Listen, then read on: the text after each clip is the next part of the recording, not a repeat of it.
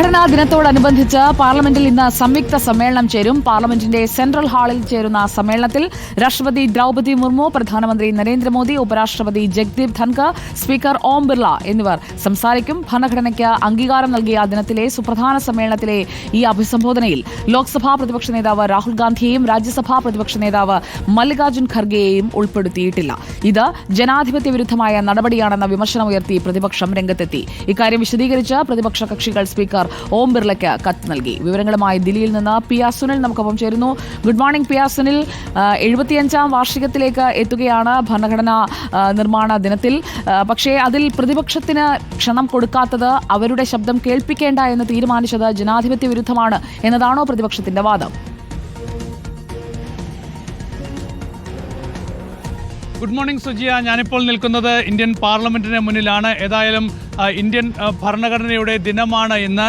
ജനാധിപത്യത്തിൻ്റെ, നിയമത്തിൻ്റെ, നീതിയുടെയൊക്കെ കാവലാളാണ് ഇന്ത്യൻ ഭരണഘടന. ഇന്ത്യ പോലെ ഒരു വൈവിധ്യമായ ഒരു രാജ്യത്തെ നിയമത്തിൻ്റെ, നീതിയുടെ ഒറ്റ കുടക്കീഴിൽ എത്തിക്കുന്ന ഇന്ത്യൻ ഭരണഘടനയുടെ സുപ്രധാനമായ ദിനം. ഏതായാലും കുറച്ച് വിവാദങ്ങൾ കൂടിയുണ്ട് ഈ ദിവസത്തിൽ. ഇന്ന് 11 മണിക്കാണ് പാർലമെന്റിൻ്റെ സെൻട്രൽ ഹാളിൽ ഈ ഭരണഘടനാ ദിനത്തിൻ്റെ ഭാഗമായി സംയുക്ത പാർലമെന്റ് സമ്മേളനം ചേരുന്നത്. ഈ സമ്മേളനത്തിൽ ആരൊക്കെ പങ്കെടുക്കണം എന്ന കാര്യത്തിലൊക്കെ തന്നെ ഇന്നലെ വലിയ ആശയക്കുഴപ്പമായിരുന്നു. പ്രതിപക്ഷ പാർട്ടികൾ പ്രധാനമായും ആരോപിച്ചത് പ്രതിപക്ഷ നേതാക്കളെ ഈ പരിപാടിയിൽ നിന്ന് മാറ്റി നിർത്തി എന്നതാണ്. ഈ പരിപാടിയിൽ സംസാരിക്കുന്നവരുടെ കൂട്ടത്തിൽ ലോക്സഭയിലെയും രാജ്യസഭയിലെയും പ്രതിപക്ഷ നേതാക്കളെ ഉൾപ്പെടുത്തിയില്ല എന്നതായിരുന്നു കോൺഗ്രസ് ഉൾപ്പെടെയുള്ള പ്രതിപക്ഷ പാർട്ടികളുടെ ആരോപണം. ഇത് ചൂണ്ടിക്കാണിച്ചായിരുന്നു സ്പീക്കർക്ക് പ്രതിപക്ഷ പാർട്ടികൾ യോജിച്ച് ഇന്നലെ കത്ത് നൽകിയത്.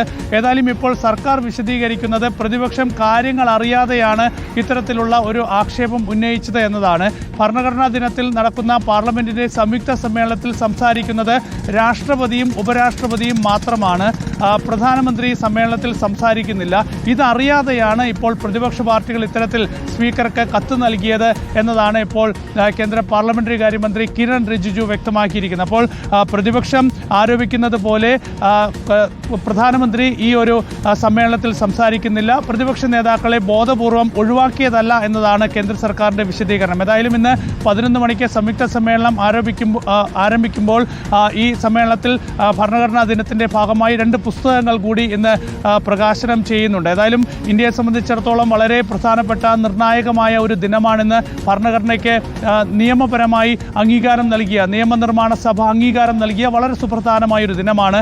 ഈ ദിനം തീർച്ചയായും ഇന്ന് ദേശീയ രാഷ്ട്രീയ സാഹചര്യങ്ങൾ പരിശോധിക്കുമ്പോൾ വളരെ പ്രധാനപ്പെട്ടത്, വളരെ പ്രസക്തമായ ഒരു ദിനം കൂടിയാണ്. കാരണം ഭരണഘടനയുടെ സംരക്ഷകർ ആരാണ്, ഭരണഘടന ആരാണ് സംരക്ഷിക്കുന്നത് എന്നത് സംബന്ധിച്ചുള്ള വലിയ രാഷ്ട്രീയ ചോദ്യങ്ങൾ ഉയരുന്ന ഒരു കാലത്ത് കൂടിയാണ് നമ്മൾ ജീവിക്കുന്നത്. കഴിഞ്ഞ തെരഞ്ഞെടുപ്പുകളൊക്കെ തന്നെ പരിശോധിച്ചാൽ, അത് ലോക്സഭാ തെരഞ്ഞെടുപ്പാകട്ടെ നിയമസഭാ തെരഞ്ഞെടുപ്പുകളാകട്ടെ, ഭരണഘടന ഉയർത്തിപ്പിടിച്ചുള്ള വലിയ പ്രചരണമാണ് രാജ്യത്ത് നടത്തുന്നത്. അപ്പോൾ ഈ ഭരണഘടനയുടെ സംരക്ഷകർ ആരാണ്? ഇപ്പോൾ പ്രതിപക്ഷ പാർട്ടികളാണോ അതോ സർക്കാരാണോ എന്നൊക്കെയുള്ള വലിയ ചോദ്യങ്ങൾ രാഷ്ട്രീയപരമായി ഉയരുന്ന ഒരു സാഹചര്യത്തിൽ കൂടിയാണ് ഇന്ത്യ ഭരണഘടനയുടെ 75ാം വാർഷികം ഇന്ന് ആചരിക്കുന്നത്, ആഘോഷിക്കുന്നത്. അതിൻ്റെ ഭാഗമായി പാർലമെന്റിന്റെ സെൻട്രൽ ഹാളിൽ ഇന്ന് സംയുക്ത പാർലമെന്ററി സമ്മേളനം ചേരുന്നത്. ഓക്കെ, പി ആർ സുനിലാണ് വിവരങ്ങൾ നൽകിക്കൊണ്ടിരിക്കുന്നത്. പി ആർ സുനിലിനെ കണ്ടപ്പോൾ നമ്മുടെ പ്രേക്ഷകരിൽ ചിലർ കമന്റിൽ ചോദിക്കുന്നുണ്ട്, ആർക്ക് എവിടെയെന്ന്. ആർ രാധാകൃഷ്ണൻ എണീറ്റില്ലേ?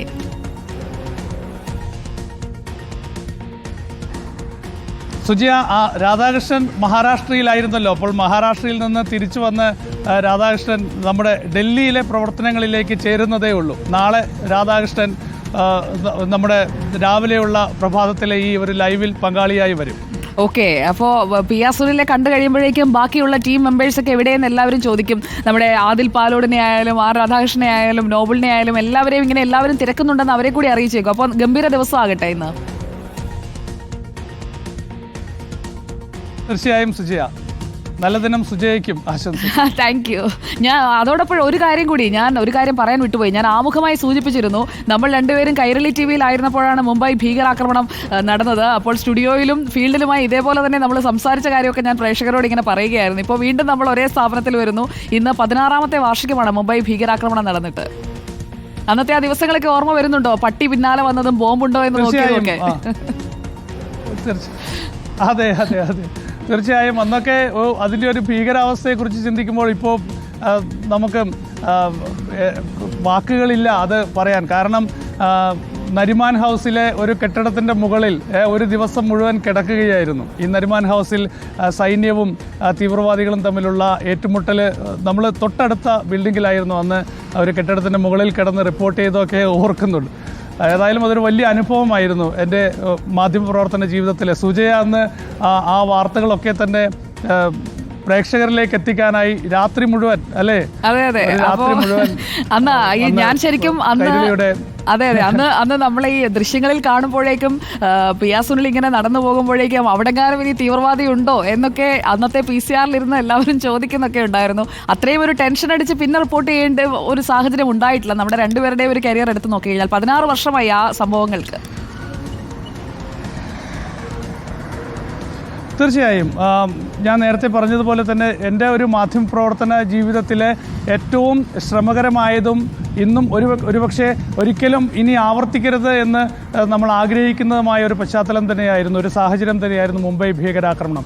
ഇതുപോലെ ഒരു രാത്രി സമയത്ത് ഇങ്ങനെ ഒരു സൂചന കിട്ടുന്നു, ഒരു രാത്രി മുഴുവൻ റിപ്പോർട്ട് ചെയ്യുന്നു, രാവിലെ വിമാനത്തിൽ കയറി മുംബൈയിൽ ഇറങ്ങുന്നു, പിന്നീട് അടുത്ത 48 മണിക്കൂർ സമയം ഒരു യുദ്ധമുഖത്ത് നിൽക്കുന്നത് പോലെയുള്ളൊരു പ്രതീതി, ചുറ്റും വെടിവെപ്പുകളുടെ ശബ്ദം മാത്രം. അപ്പോൾ എന്താണ് സംഭവിക്കുന്നതെന്ന് പലപ്പോഴും നമുക്കറിയില്ല. ഏതെങ്കിലും ഭാഗത്തൂടെ വെടിയുണ്ടകൾ വരുമോ എന്നും അറിയില്ല. അന്ന് എങ്ങനെയാണ് ഈ സാഹചര്യങ്ങൾ നിയന്ത്രിക്കേണ്ടത് എന്ന് പോലും മുംബൈ പോലീസിനോ അല്ലെങ്കിൽ അവിടുത്തെ സുരക്ഷാ സംവിധാനങ്ങൾക്കോ അറിയാത്തൊരു സാഹചര്യമായിരുന്നു. അപ്പോൾ മാധ്യമപ്രവർത്തകരൊക്കെ തന്നെ ഈ ഒരു യുദ്ധമുഖത്ത് നിന്ന് റിപ്പോർട്ട് ചെയ്യാണ്. താജ് ഹോട്ടലിന് മുമ്പിലായാലും നരിമാൻ ഹൗസ് പോയിന്റിലായാലും CSTക്ക് സമീപത്തായാലും എല്ലാവരും നടക്കുകയാണ്. ഞാൻ നരിമാൻ ഹൗസിലൂടെ നടന്നു പോകുമ്പോൾ ഒരാൾ എൻ്റെ ഷർട്ടിൻ്റെ കോളറിൽ പിടിച്ച് വലിച്ചൊരു മുറിക്കകത്ത് കയറ്റുമായിരുന്നു. നിങ്ങൾ എന്തൊരു മണ്ടനാണ്, ഇവിടെ ഇപ്പോൾ ഒരാൾ വെടികൊണ്ട് മരിച്ചേ ഉള്ളൂ എന്നാണ് ആ ഒരു വീട്ടുകാരൻ പറഞ്ഞത്. അദ്ദേഹം എന്നെ മറ്റേ വീടിനകത്തേക്ക് വലിച്ചു കയറ്റുകയായിരുന്നു. അപ്പോൾ അത്തരത്തിലുള്ളൊരു സാഹചര്യമായിരുന്നു, നമുക്ക് ചിന്തിക്കാൻ പോലും പറ്റില്ല. ഇന്നൊക്കെ ആണെങ്കിൽ ഒരുപക്ഷെ അത്തരമൊരു സാഹചര്യം ഉണ്ടായാൽ കൂടുതൽ സുരക്ഷാ സംവിധാനങ്ങളുണ്ടാകും, കുറച്ചുകൂടി ഓർഗനൈസ്ഡ് ആയിട്ടുള്ള ഓപ്പറേഷൻസ് ഉണ്ടാകും. അന്ന് അങ്ങനെ ആയിരുന്നില്ല ആ സാഹചര്യം മുംബൈയിൽ. അതെ, തീർച്ചയായും. അപ്പോൾ ആ 16 വർഷം മുൻപുള്ള ആ സാഹസികരായ റിപ്പോർട്ടറെ ഞാൻ നമ്മുടെ പ്രേക്ഷകർക്ക് പലർക്കും ഇക്കാര്യങ്ങൾ അന്ന് ഇത്രയും ഒന്നും സജീവമായി സോഷ്യൽ മീഡിയയൊന്നും അത്രയും സജീവമല്ലാത്തത് കൊണ്ട് PR സുനിൽ അത്രയ്ക്ക് ആഘോഷിക്കപ്പെട്ടിട്ടില്ല. അതുകൊണ്ട് എനിക്കതൊന്ന് എടുത്തു പറയണമെന്ന് തോന്നി. പ്രിയപ്പെട്ട പ്രേക്ഷകരെ, 16 വർഷങ്ങൾക്ക് മുൻപ് അന്ന് ആ മുംബൈ ഭീകരാക്രമണം നടക്കുമ്പോൾ ആ ഭീകരാക്രമണം നേരിട്ട് ആ സ്പോട്ടിൽ നിന്ന് റിപ്പോർട്ട് ചെയ്ത PR സുനിലാണ് ഇന്ന് റിപ്പോർട്ടറിൻ്റെ നമ്മുടെ നോർത്ത് ഇന്ത്യൻ ടീമിനെ മുഴുവൻ നയിക്കുന്നത്, ഡൽഹിയിൽ നിന്ന് വാർത്തകൾ ഏകോപിപ്പിക്കുന്നത്. അപ്പോൾ